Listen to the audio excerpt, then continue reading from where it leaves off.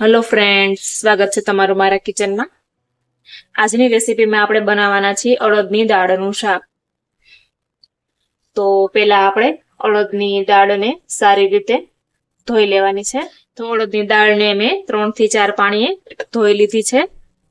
કુકરમાં બાફવાની છે એટલે આપણે કુકરમાં ઉમેરી દેવાની છે।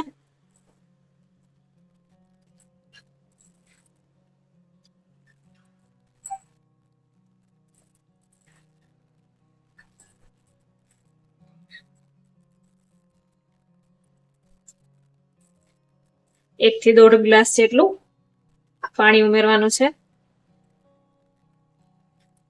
તીખાસ માટે મરચી એડ કરી દેશું। મીઠી લીમડીના પાન ઉમેરવાના છે।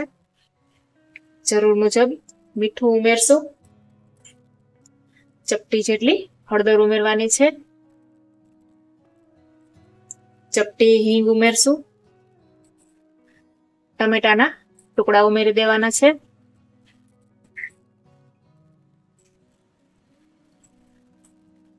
કુકરનું ઢાંકણ બંધ કરીને 4 થી 5 સીટી થવા દેવાની છે। તો કુકરને 5 સીટી થઈ ગઈ છે, આપણે જોઈ લઈએ।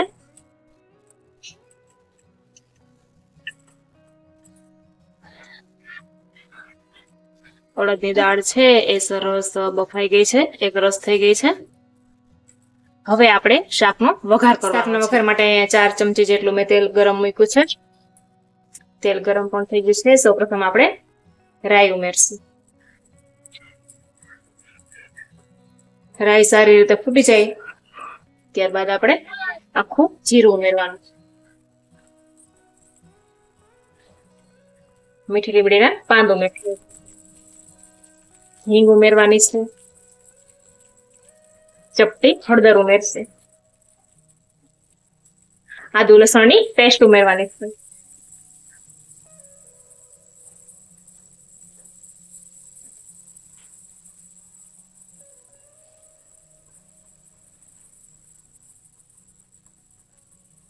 લસણ બરાબર સંતળાઈ જાય ત્યાર પછી બાફેલી અડદની દાળ ઉમેરવાની છે।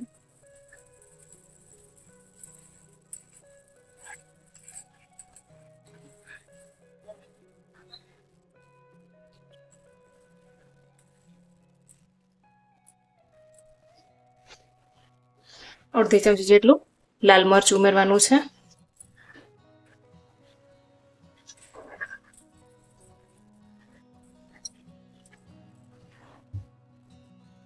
જરૂર મુજબ મીઠું ઉમેરશું। બાફવા માટે આપણે એડ કર્યું હતું।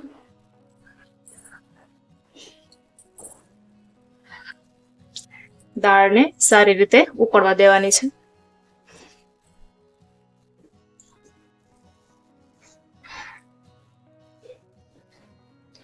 એક ચમચી જેટલી સાકર કે ખાંડ ઉમેરવાની છે। અડધી ચમચી જેટલો ગરમ મસાલો ઉમેરવાનો છે। શાકના કલર માટે કાશ્મીરી લાલ મરચું ઉમેરશું।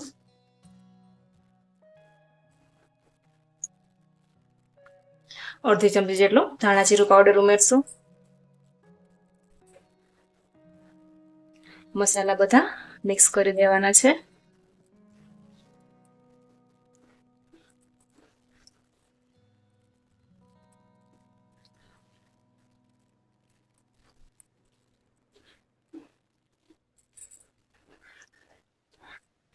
તો માત્ર 5 જ મિનિટમાં અડદની દાળનું શાક બનીને રેડી થઈ ગયું છે।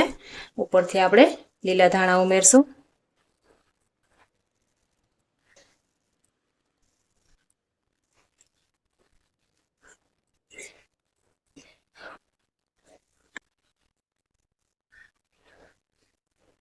તો અડદની દાળની રેસીપી તમને કેવી લાગે એ મને કમેન્ટમાં જરૂરથી જણાવજો। અને જો રેસીપી પસંદ આવે તો વિડીયોને લાઈક કરજો, શેર કરજો અને મારી ચેનલને સબસ્ક્રાઈબ કરજો। Thank you for watching.